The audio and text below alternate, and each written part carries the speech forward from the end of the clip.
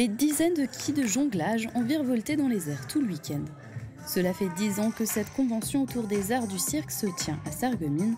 L'association et troupe de cirque C'est pas nous organise chaque année la convention Sarre en jongle à la maison de quartier Beau Soleil. Ouais, il y a un gros plaisir. Autant il y a plaisir à aller dans d'autres conventions, qu'il y a forcément plaisir d'accueillir chez nous, ici dans notre salle, puisqu'on est un peu chez nous ici, quoi. Entre 50 et 80 personnes sont venues participer à la 10e édition, ayant lieu du 19 au 21 septembre. Les gens viennent de loin. On a des Alpes, Nancy, Metz. On a une Bordelaise, je crois, des Belges. On a un Italien qui est là, un Nancéen, région. Et puis les copains qu'on rencontre sur les conventions, un petit peu de communication. Et puis toujours des bonnes surprises. On est tous là pour jongler, découvrir, s'amuser, discuter autour de la jongle. Au programme des spectacles, concerts, workshops ou encore une scène ouverte. La Sarre en jongle est devenue un rendez-vous incontournable pour beaucoup de participants. Réellement, ça fait 10 ans que tous les mêmes week-ends au mois de septembre, je suis à cette Sarre en jongle pour revoir des visages connus et d'autres visages inconnus toujours. Il y a des copains, on connaît, ils font des conventions, on les retrouve, et il y a d'autres copains, on vient, on les rencontre ce soir, on les rencontre demain, et tout le monde a des choses à nous apporter. Enfin, c'est un bon espace d'évolution collective. La convention est ouverte uniquement aux artistes, mais le grand public pouvait assister aux 2 spectacles de feu.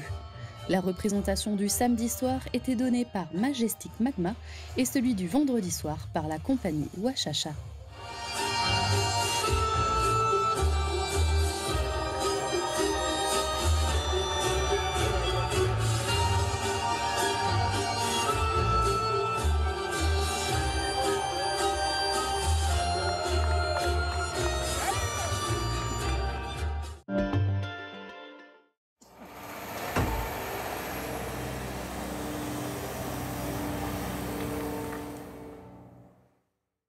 Le complexe sportif du Bliss Park est encore en plein travaux et cela à cause d'un important retard. Pour rappel, ce complexe sportif de 6000 m² situé avenue de la Blise sera le 6e équipement sportif de la Casque. Lancé en avril 2022, la fin du chantier était initialement prévue pour 2024.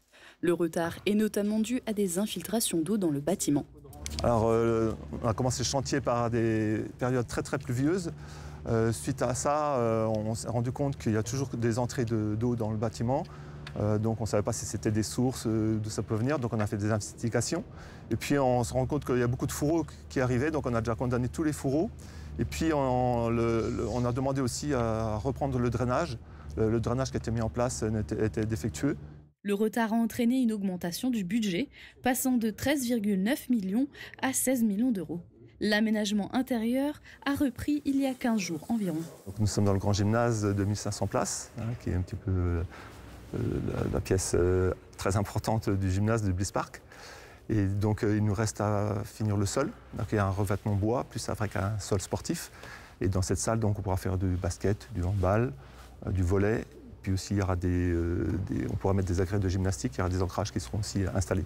Dans le petit gymnase sont en train d'être posées les ossatures en bois pour accueillir les panneaux de finition sur les murs. Les paniers de basket sont en place, il reste à installer les sanitaires et les portes. L'aménagement extérieur et la plantation des végétaux seront faits cet automne.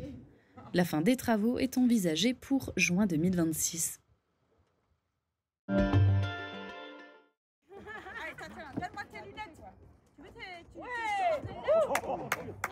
Les patients de l'unité pour malades difficiles de Sarreguemines ont commencé cette journée sportive avec la découverte de l'athlétisme au stade Gérard Buru. L'UMD a organisé hier les Jeux de la psychiatrie 2025 dans le cadre de la journée Sport Santé Mentale.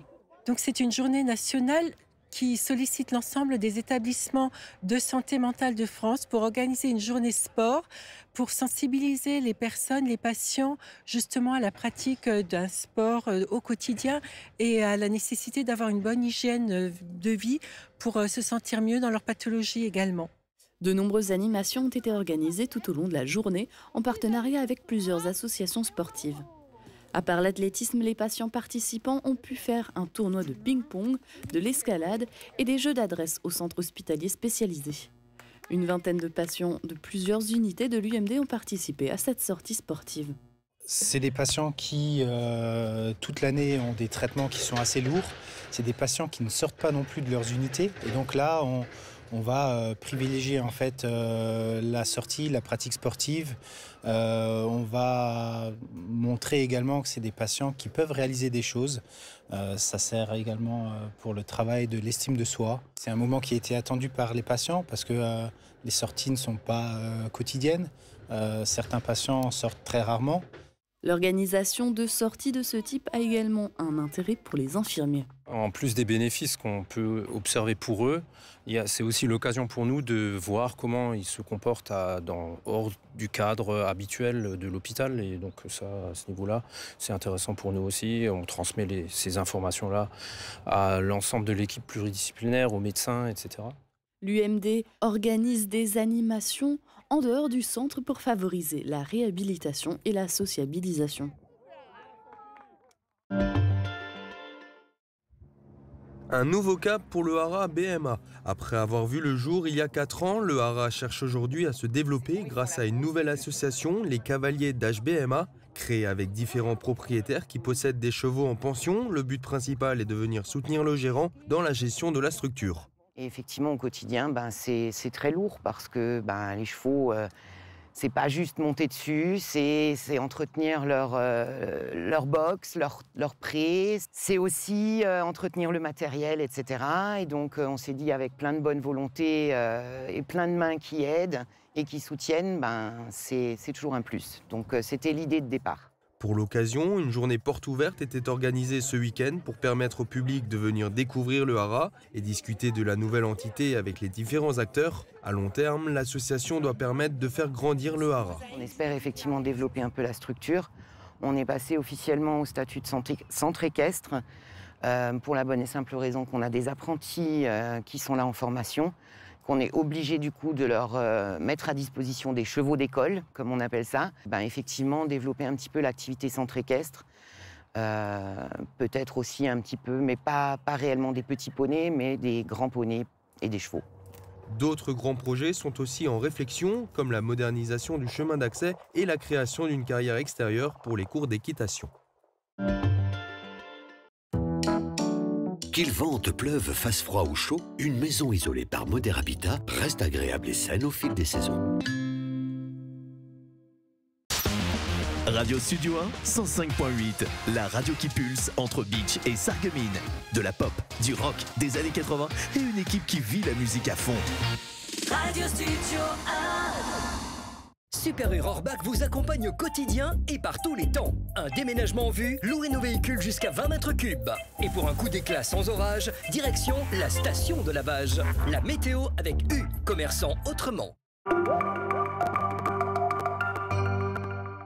Bonjour tout le monde, la matinée de demain débutera sous un ciel couvert et brumeux et ne va pas se dégager de la journée. L'après-midi, des nuages plus épais prennent le relais et seront accompagnés d'averses. Côté température, les minimales iront de 9 à 10 degrés et les maximales de 11 à 12 degrés. Demain, nous fêtons les Maurices et il fera jour de 7h17 à 19h31. Passez tous une belle journée et à demain.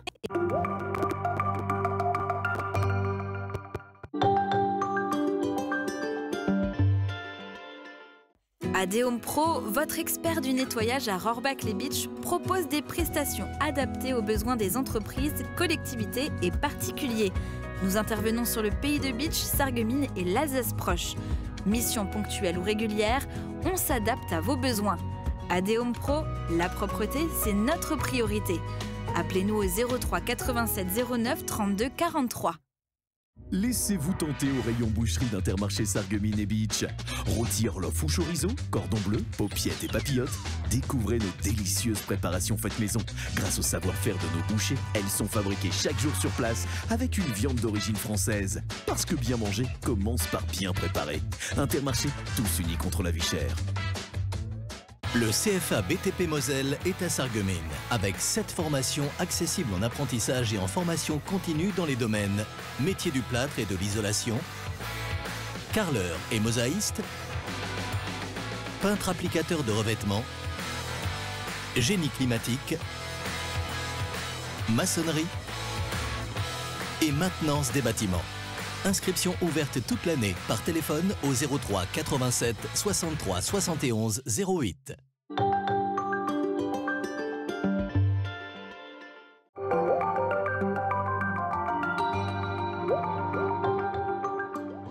Mosaïque Cristal, c'est désormais de l'info 7 jours sur 7 avec de nouveaux reportages chaque jour.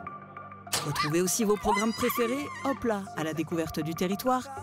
Café Grenzen avec nos amoureux du Plat, Grenzenlos, focus sur des thématiques transfrontalières, en immersion à la découverte d'un métier, Histoire d'histoire sur les traces de notre patrimoine, Polygone pour des discussions animées.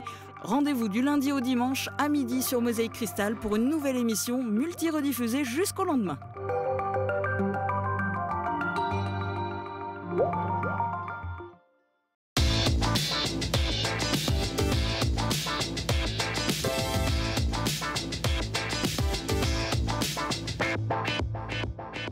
Salut tout le monde, hallo zusammen, bienvenue dans l'émission Transfrontalière Grenzenlos du mois de septembre. Ça y est, une nouvelle saison débute ici pour l'émission en direct de ce bâtiment qui se trouve juste derrière moi. C'est ici que vous tombez lorsque vous appelez les urgences en Sarre. Et pour la toute première fois, nos caméras ont pu s'installer au centre d'appel d'urgence de Saarbrück, die Integrierte Leitstelle Saar, le cœur même du dispositif d'urgence du Land de Saar. Une visite exclusive, rien que pour vous. On y est los. Ils sont en alerte 24 heures sur 24, 7 jours sur 7. Ce sont les secouristes. Ambulanciers, pompiers, gestionnaires des appels d'urgence, les secouristes français et allemands peuvent-ils coopérer en cas d'urgence des deux côtés de la frontière franco-allemande? Eh bien, c'est la question que l'on s'est posée dans ce nouveau numéro Grenzenlos dédié aux secouristes. Notre objectif, comprendre d'abord comment le transport sanitaire se coordonne en milieu transfrontalier. Le centre d'appel d'urgence de Saarbrück est-il capable de répondre à un patient français? Les pompiers français et allemands peuvent-ils intervenir ensemble sur un incendie? Une enquête au cœur des réalités et des défis du secours transfrontalier. Enfin, en seconde partie d'émission, place à la sérénité. Nous vous emmenons en pleine nature. Connaissez-vous le concept de bain de forêt? Une pratique japonaise aux vertus thérapeutiques. Notre reporter Jens Scherer l'a testé pour nous dans notre session découverte signée au KTV. Okay, was ist passiert? Ja, wie alt ist Ihr Mann dann? Jetons un œil tout de suite derrière les coulisses du centre d'appel d'urgence ici à Saarbrück. C'est là où chaque seconde compte pour porter secours aux personnes qui sont actuellement en danger. Notruf. Der Notruf, Rettungsdienst und Feuerwehr, wo genau ist der Notfallort? Quand vous appelez les secours en Allemagne, c'est ici, à Saarbrück, que votre appel est pris en charge. Bienvenue à la centrale d'appel d'urgence de la Sarre, die Integrierte Leitstelle Saar, unique centre de réception des appels d'urgence du Land de la Sarre. Ici, chaque poste est occupé par un disponent. Ce n'est pas du personnel médical, mais des opérateurs hautement qualifiés. Une formation de 3 ans, incluant des cours de secourisme et une formation équivalente à celle des pompiers. Donc, ils savent poser des bonnes questions. S'agit-il d'une urgence médicale, d'un incendie, d'un autre type d'urgence? En Sarre, cette centrale d'appel d'urgence est gérée par la ZDRF, la Zweckverband für Rettungsdienst und Feuerwehralarmierung. Une centrale d'appel qui a une particularité. Ici, en Allemagne, les opérateurs déclenchent directement l'intervention des pompiers ou des ambulanciers sur le terrain sans passer par un médecin urgentiste, comme ça pourrait être le cas en France. L'équipe est cependant supervisée par un pompier. En Sarre, le système est intégré. En Moselle, les appels sont plutôt dispatchés. Chaque service d'urgence a en effet son propre centre d'appel. Le 18 vous met par exemple en contact avec le centre opérationnel du SDIS, géré par les pompiers. Le 15 avec le SAMU ou service d'aide médicale urgente. Rappelons que chaque année, le centre d'appel d'urgence de Saarbrück gère environ 160 000 appels. Les Français pourront-ils aussi bénéficier de ce système frontalier? Eh bien, je vous propose de découvrir ça maintenant au cœur de cette centrale d'appel de Saarbrück. Der Rettungsdienst kommt. Ihr Mann soll sich bitte hinsetzen, nicht mehr anstrengen, verengte Oberkleidung öffnen. Die Kollegen sind gleich bei Ihnen.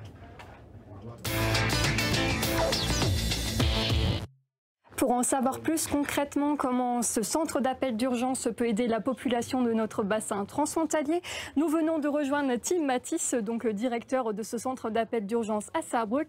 Hallo Herr Mattis. Guten Tag, hallo. Vielen Dank, dass Sie an unserer Sendung teilnehmen. Ja, sehr gerne. Vielen Dank. Schön, dass Sie da sind. In Frankreich kann man sich sehr schnell verloren fühlen, wenn man den Notruf wählen muss. 15 für SAMU, 17 für die Polizei, 18 für die Feuerwehr und so weiter und so fort. Die Frage ist, welche Nummer soll ich hier für Notrufe wählen? Also wir haben in Deutschland tatsächlich 2 Notrufe. Einmal für die Polizei, die 110, aber für alle anderen können Sie den europaweit einheitlichen Notruf 112 wählen. Also für alle nicht polizeilichen Gesuchen können Sie hier anrufen. Okay, es geht hier um eine integrierte Leitstelle, so nennt sich das Ganze, die Notrufzentrale hier im Saarland. Heißt es, dass die integrierte Leitstelle hier alles zentralisiert wird sozusagen? Also die Integration bedeutet vor allem, dass wir unter der 112 den Rettungsdienst und die Feuerwehr zusammen haben, also dass das ineinander integriert ist. Im Saarland ist es tatsächlich so, dass wir hier eine Leitstelle für das gesamte Bundesland haben, hier in Saarbrücken, wo wir uns gerade befinden und damit sozusagen etwa 1 Million Bürgerinnen und Bürger auch versorgen. Mit wie vielen Rettungswachen, mit wie vielen Rettungsdiensten arbeiten Sie eigentlich zusammen im Alltag? Also in der Trägerschaft befindet sich ja das bei uns, beim Zweckverband, aber wir haben dann im Ergebnis 4 Hilfsorganisationen im Saarland, die mit uns zusammenarbeiten und 2 Feuerwehren, die das physische draußen sozusagen machen. Die Leitstelle betreiben wir selbst und wir haben 37 Rettungswachen im Saarland, von denen aus wir dann das Land versorgen. Okay. Und welche Informationen muss ich dann unbedingt am Telefon mitteilen, wenn ich dann verloren bin? Ich habe gerade angerufen. Welche Informationen muss ich unbedingt jetzt mitteilen? Also wenn Sie die 112 gewählt haben und bei uns hier anrufen, haben wir in der Regel 2 Sachen, die für uns sehr wichtig sind. Das erste ist, wo Sie sich befinden, beziehungsweise wo der Notfallort ist. Und das zweite ist natürlich, was wir relativ schnell versuchen herauszufinden, haben Sie ein medizinisches Problem, also geht es eher in die Schiene des Rettungsdienstes oder geht es um technische Hilfe, brennt es, also haben Sie einen Feuerwehrbedarf bei Ihnen vor Ort. Alles klar. Und nun stellen Sie sich vor, ich bin im Saarland mit französischen Freunden unterwegs. Ne? Und da passiert mir irgendwas. Leider ist es so. Aber in der Gruppe wird nur Französisch gesprochen. Kann man sich von der integrierten Leitstelle Französisch beraten lassen? Also wenn Sie dann hier anrufen unter der 112 und wir feststellen, dass Sie nur französischsprachig sind, hat unser Telekommunikationssystem eine Echtzeitübersetzungsfunktion für über 40 Sprachen tatsächlich. Französisch ist auch darunter. Und weil wir hier eben auch im Grenzgebiet sind, haben wir auch Kolleginnen und Kollegen, die tatsächlich auch fließend Englisch oder Französisch sprechen. Das können wir natürlich nicht immer steuern. Insoweit haben wir noch die technische Unterstützung. Aber den Notfallort und das Problem, das Sie haben, das würden wir mit Sicherheit abfragen können und Ihnen dann auch Hilfe senden. Wenn ich das gut verstehe, geht es um eine Software, das hier in den Computers integriert wird? So ist das. Also wir haben, wenn wir heute über Telefonie sprechen, ja nicht mehr das klassische Telefon auf dem Tisch stehen, sondern das ist ein softwarebasiertes System. Und dieses System bietet eben auch die Möglichkeit zur Echtzeitübersetzung. Der Notruf, Rettungsdienst und Feuerwehr, wo genau ist der Notfallort? Bonjour, je suis désolée, je me trouve là à Klein-Blittersdorf au Saarland-Therme. Moment bitte. Französisch? Oui, oui, français. Votre appel sera traduit automatiquement. Veuillez parler lentement et clairement. J'ai un ami s'est blessé, il s'est cassé la jambe. Combien y a-t-il de blessés? Une personne. Il a trébuché. Oui, oui, il a trébuché sur les marches en accédant aux Saarland-Therme. Le patient respire-t-il? Oui, il respire encore. L'aide vient à vous. Tschüss. Okay, alles klar. Und seit einigen Jahren ist es so, die französischen Rettungssanitäter können Patienten zwischen dem Saarland und dem Departement Moselle transportieren. Mit wie vielen saarländischen Rettungseinrichtungen und französischen Rettungseinrichtungen arbeiten Sie eigentlich zusammen? Ist es so? Also für uns ist es primär natürlich die Leitstelle in Metz. Also wenn wir auch einen Anruf aus Frankreich bekommen, es gibt ja durchaus auch Notrufe, die hier bei uns eingehen, wenn man im Grenzgebiet das Handy sich im anderen System einloggt oder gibt ja auch ein paar deutsche Staatsbürger, die in Frankreich leben, haben wir primär Kontakt von hier mit der Leitstelle in Metz. so als zentraler Punkt. Und ansonsten sind eben, sagen wir mal, die Rettungswachen, die wir im Grenzgebiet haben, auch regelhaft die auch mal auf die andere Seite der Grenze dann zu Hilfeeinsätzen fahren. Und natürlich bei Notfallsituationen zählt jede Sekunde. Hier im Saarland, wie viel Zeit dauert es durchschnittlich, eine Person zu retten? Also wir haben da eine gesetzliche Planungsgröße. Wir sollen in 12 Minuten in der Regel am Notfallort sein, wenn er an einer öffentlichen Straße belegen ist. Und wir liegen da im Moment zwischen 10 und 10,5 Minuten im Schnitt, dass wir sozusagen über Saarland gesamt da sind. Das ist natürlich immer ein bisschen unterschiedlich. Wir sind heute hier in Saarbrücken, in der Landeshauptstadt. Da sind die Wege etwas kürzer. Im Nordsaarland ist das unter Umständen ein bisschen anders. Aber grundsätzlich haben wir da eine ambitionierte Zeit hier im Saarland und haben auch ein gutes Niveau, das wir erreichen. Ja, vielen Dank, Herr Mathis, für alle Informationen hier in der intégrierten Leitstelle hier in Saarbrücken. En cas d'urgence vitale pour sauver des vies, chaque seconde compte. Pas de temps à perdre donc pour les équipes médicalisées. Elles doivent pouvoir intervenir au plus vite sur place. Et pour faciliter ce transport médicalisé entre la Sarre et la Moselle, de nombreuses conventions ont été signées depuis 2008. Désormais, le SMUR et les ambulanciers français peuvent traverser la frontière franco-allemande et emmener des patients français vers des services hospitaliers allemands.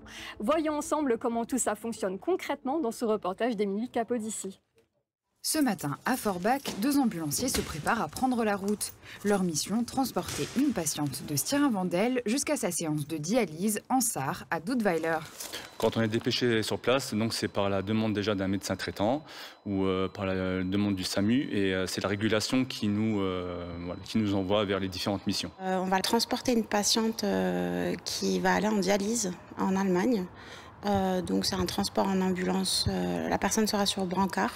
Transport allongé, on va l'amener à sa dialyse. Donc c'est une patiente qu'on connaît très bien, qui roule avec nous depuis longtemps.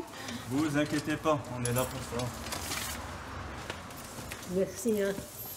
De part et d'autre de la frontière, l'organisation des secours diffère. En France, les ambulanciers privés assurent principalement les transports programmés. Les urgences sont prises en charge par les pompiers et les équipes médicalisées du SAMU. En Allemagne, il existe 3 catégories d'ambulanciers. Les Rettungssanitäter, leurs compétences se limitent au premier secours, à l'assistance aux médecins et aux soins de base. Ensuite, les Rettungsassistenten, ils ont plus de responsabilités et peuvent prendre en charge des patients plus critiques, réaliser certains gestes médicaux sous protocole ou supervision. Enfin, les Notfallsanitäter, grade le plus élevé, il est le principal acteur des interventions d'urgence, y compris réanimation, perfusion et administration de certains médicaments. Pour les ambulanciers, rien ne change par rapport à un transport de patients classique vers la France, même pas tellement la barrière de la langue. Alors, il se presse Dutch ambitieux. C'est un peu compliqué, mais bon, on arrive quand même plus ou moins à se débrouiller, et l'équipe en Allemagne essaie aussi de se débrouiller à parler en français. Mais dans tous les cas, on arrive à se débrouiller, et on a des patients qui sont formidables, qui parlent très bien allemand, donc on en profite de leurs compétences pour transmettre les informations. Voilà. Ces transferts transfrontaliers restent encore rares. La majorité concerne les patients dialysés.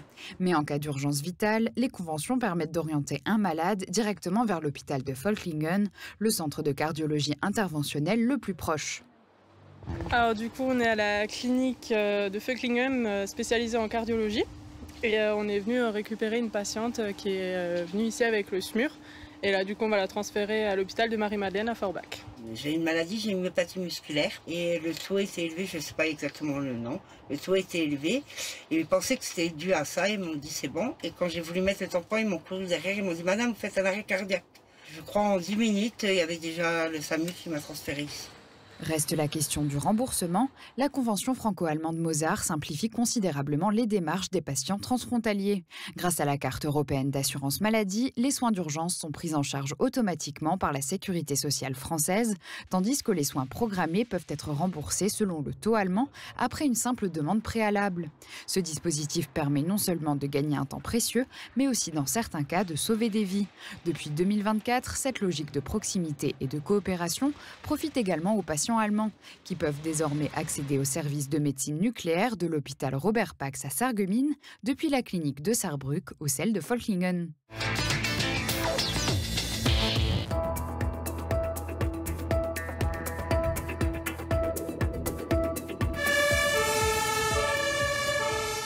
savoir plus sur le rôle des pompiers français et allemands, on se retrouve maintenant ici même à la caserne des pompiers professionnels de Saarbrück. Guten Tag, Herr Neubert. Guten Tag. Bonjour, Commandant Oberhauser. Merci beaucoup d'être là. Vielen Dank, dass Sie mit dabei sind. Et oui, Monsieur Oberhauser, les pompiers français ne sont pas que des soldats du feu, ils sont également sollicités dans des situations d'urgence médicale. Pouvez-vous nous en dire quelques mots? Alors, comme vous l'avez dit, effectivement, les sapeurs-pompiers ont plusieurs missions, hein, puisqu'on est passé du soldat du feu d'il y a 20 ans au soldat de la vie et au soldat du climat. Donc le soldat de la vie, nous avons des missions de secours d'urgence et de soins d'urgence aux personnes, avec des missions qui deviennent de plus en plus larges avec les dernières années. Et puis le soldat du climat, avec le réchauffement climatique, on l'a encore vu cet été avec les feux de forêt et les inondations de l'année dernière, que les sapeurs-pompiers sont également en première ligne sur ces missions-là. Was sind die Aufgaben eigentlich von der Berufsfeuerwehr in Saarbrücken? Ja, die Aufgaben der Feuerwehren in Deutschland erstrecken sich vorrangig auf das Retten von Menschen und Tieren, Schutz von Sachwerten und Umwelt. Das sind die klassischen Aufgaben, aber als Berufsfeuerwehr wirken wir unter anderem auch noch im Rettungsdienst mit und die Feuerwehren sind in Deutschland auch in das integrierte Hilfeleistungssystem eingebunden. Das heißt, sie wirken auch im Katastrophenschutz und im Zivilschutz mit, die bei größeren Schadenslagen entsprechend auch zum Tragen kommen, diese Strukturen. Et il paraît aussi qu'au niveau structure, il y a quelques différences entre la France et l'Allemagne, Monsieur Oberhauser. Bien, oui, effectivement, le SDIS, c'est le service départemental d'incendie et de secours. Donc, c'est une structure qui est départementale. L'ensemble des unités opérationnelles constituent la force de frappe des sapeurs-pompiers mosellans. Ce qui peut être différent avec nos collègues allemands qui, eux, ont plutôt une organisation qui se rattache à la commune. Das sind im überwiegenden Teil freiwillige Feuerwehren, die von ehrenamtlichen Kräften getragen werden. Im Saarland haben wir eine Berufsfeuerwehr, weil wir nur eine Kommune haben, die mehr wie 100.000 Einwohner hat. Und das ist hier Saarbrücken, wo eine Berufsfeuerwehr vorgehalten wird. Aber wir haben auch hier in der Stadt Saarbrücken ehrenamtlich organisierte Einheiten der Freiwilligen Feuerwehren, die in einem eng verzahnten System zusammen mit der Berufsfeuerwehr die Sicherheit der Bürgerinnen und Bürger gewährleisten. Et dans une situation d'urgence, je continue avec vous, Monsieur Oberhauser. En général, vous intervenez en premier donc sur le terrain en France, puisque c'est en général beaucoup les pompiers qui sont sollicités aussi dans le cadre de situations d'urgence. Donc vous menez les premiers secours et en général, ce qui se passe, c'est que le SMUR intervient et reprend le relais. Mais il paraît que l'on peut également devenir infirmier, pompier. Dites-moi tout.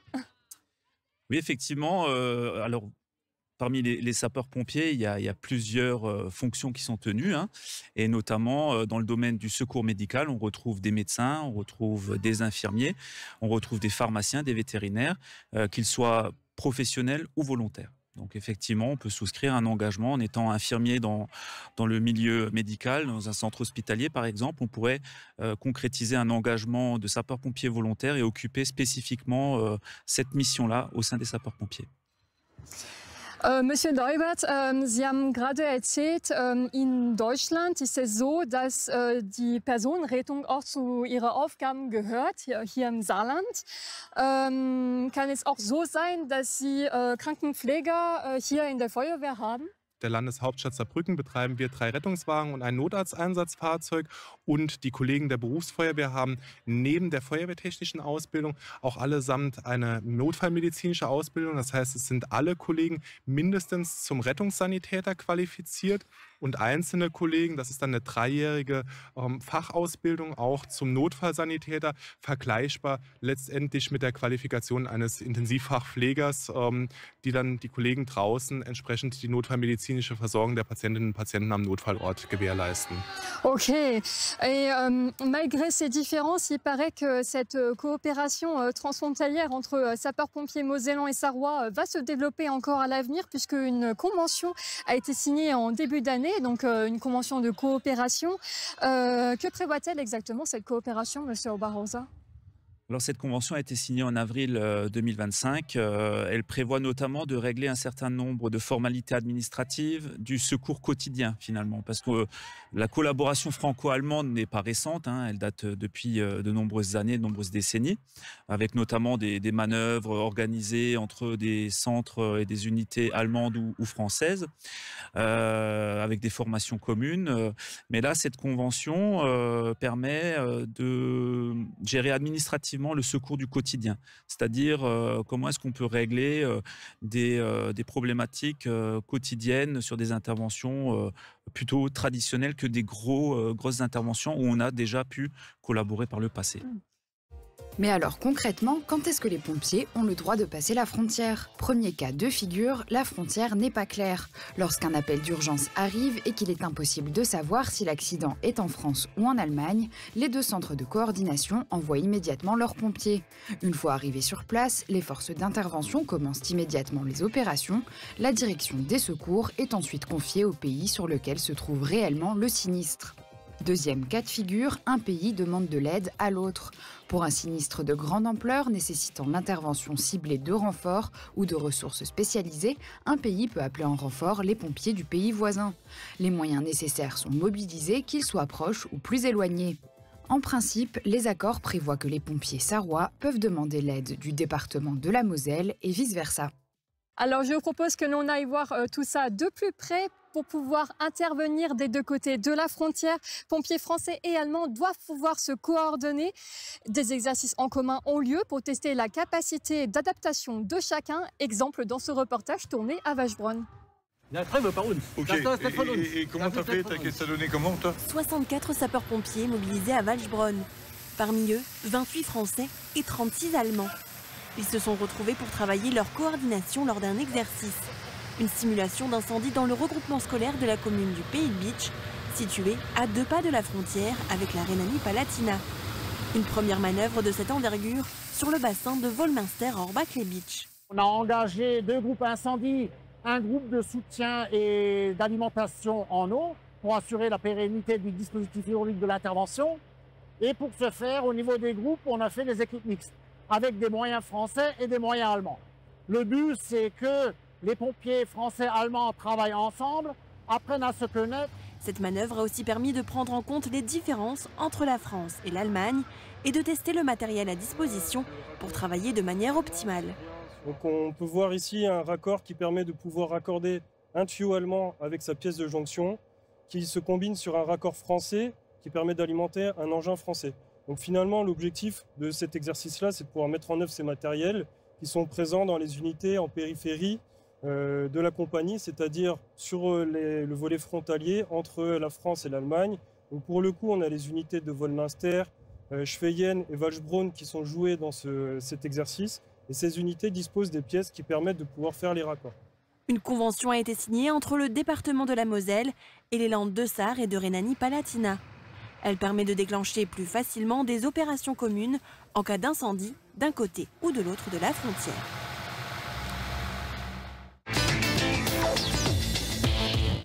Les pompiers de Rhénanie-Palatinat ont un petit peu d'avance sur les pompiers sarrois car leur convention a été signée en octobre 2023. Donc depuis, des premières actions ont déjà été mises en place pour faciliter le travail d'intervention entre pompiers français et allemands en milieu transfrontalier. Et justement, je me demandais, Monsieur Oberhauser, quel type finalement de matériel vous utilisez? Est-ce qu'il y a vraiment en général des différences ou est-ce qu'il y a déjà eu des harmonisations en termes de matériel? Les matériels sont mis en œuvre par l'entité propre, donc avec le matériel qui lui est propre. Outre le matériel par exemple utilisé pour raccorder ensemble nos tuyaux, on peut par exemple être confronté à une différence dans l'utilisation de nos radios. Donc, et pour pallier à ce problème-là, eh bien, on peut remettre une radio qui est par exemple sur le système français, à l'officier allemand et qui permet du coup de parler ensemble. Donc nous avons peut-être un système différent, mais nous avons trouvé des solutions pour y pallier.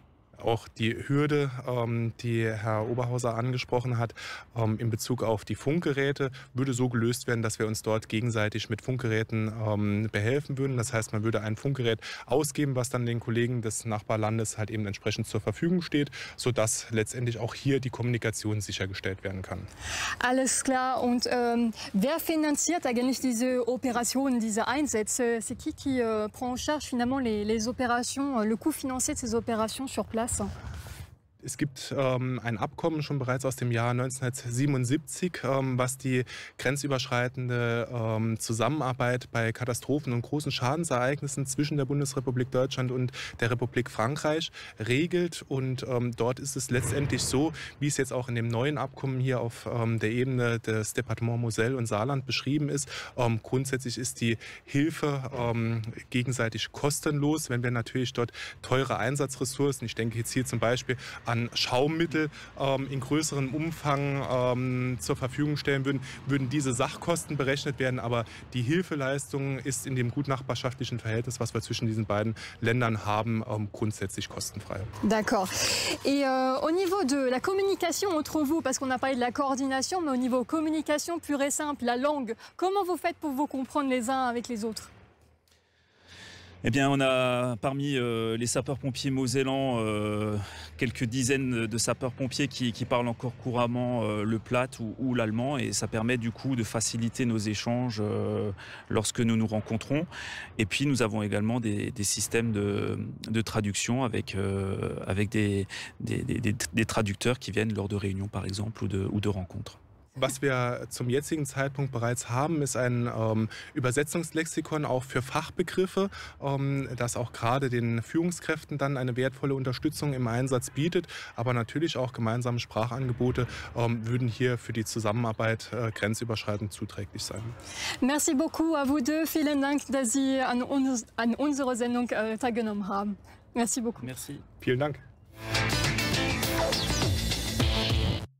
Et maintenant, une petite pause découverte dans l'émission Grenzenlos. Connaissez-vous le concept de bain de forêt? Eh bien, il tire son origine du japonais Shinrin-yoku et signifie se baigner dans la forêt ou plutôt s'imprégner de son atmosphère. Cette approche particulière de la nature et de la forêt est également proposée dans le sud-ouest du Palatinat. Jens Schirer, notre reporter, a accompagné une praticienne certifiée du bain de forêt près de Pirmasens. Christine Schmidt souhaite que ses invités qu'elle emmène dans la forêt du Palatinat ralentissent, perçoivent la forêt de manière consciente et puissent se déconnecter de leur quotidien. Pendant la pandémie, elle a redécouvert la forêt et y a passé des heures. C'est alors qu'elle a entendu parler d'une académie de bain de forêt où l'on peut suivre tous les cours nécessaires pour obtenir une certification et ainsi accompagner des enfants, des adolescents ou des adultes dans la forêt. L'idée est de flâner, de ne ressentir ni hâte ni pression, d'ouvrir les sens à tout ce que l'on peut voir ou entendre. L'expérience commence dans ces groupes de taille souvent très variables par de très courtes discussions de réflexion. Dass die Leute mir sagen, so die ersten 5 Minuten, 10 Minuten, wo ich bitte, einfach bei sich zu bleiben und wir irgendwo hochgehen oder in die Atmosphäre des Waldes eintreten, dass das die Leute brauchen, um sich selbst zu sammeln.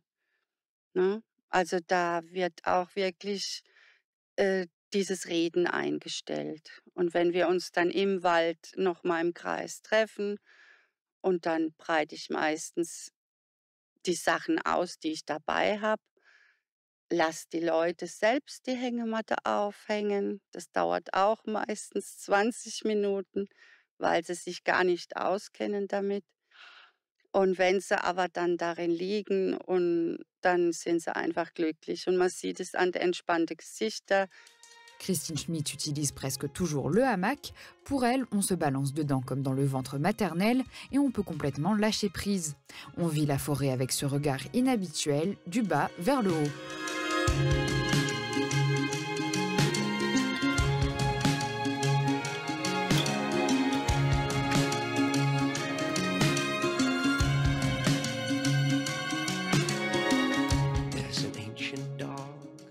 En plus, la guide de bain de forêt aime envoyer ses participants dans les bois avec de petits accessoires pour qu'ils gardent les yeux ouverts.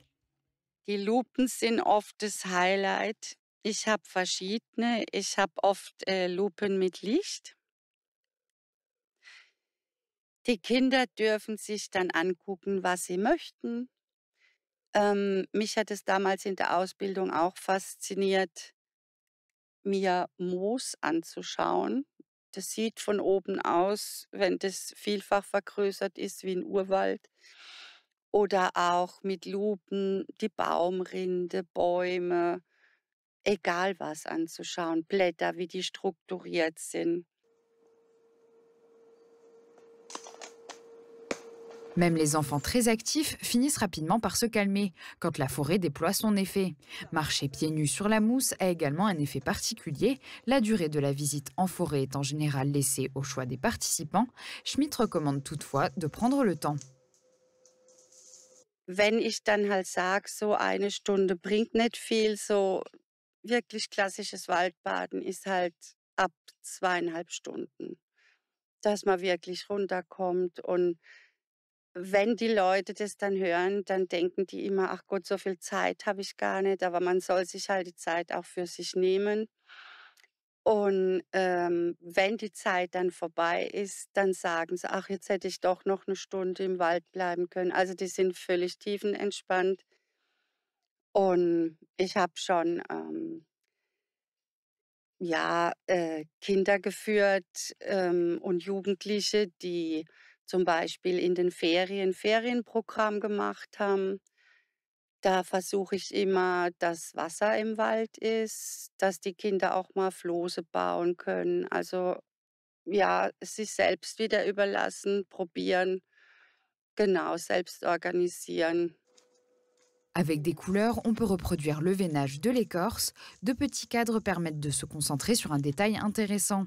Des petites cartes de mission invitent à trouver quelque chose de doux, de grand ou de jaune. Ensemble, on peut construire quelque chose avec du bois ou de la ficelle. Les possibilités sont nombreuses. On peut réserver une séance de bain de forêt très facilement sur le site internet de Christine Schmidt, que ce soit en petit ou grand groupe, pour quelques heures ou une demi-journée. L'important est de se laisser imprégner par l'atmosphère de la forêt.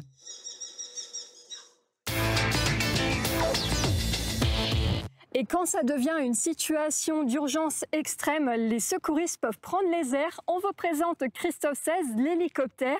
Généralement, il part avec une équipe de 3 personnes, un ambulancier, un médecin secouriste et un pilote de la DAC. Nous aussi, on s'envole pour de nouvelles aventures dans Grenzenlos. Je vous donne d'ores et déjà rendez-vous le mois prochain pour de nouvelles aventures transfrontalières. Et d'ici là, je vous dis à la prochaine. Bis zum nächsten Mal. Tschüss.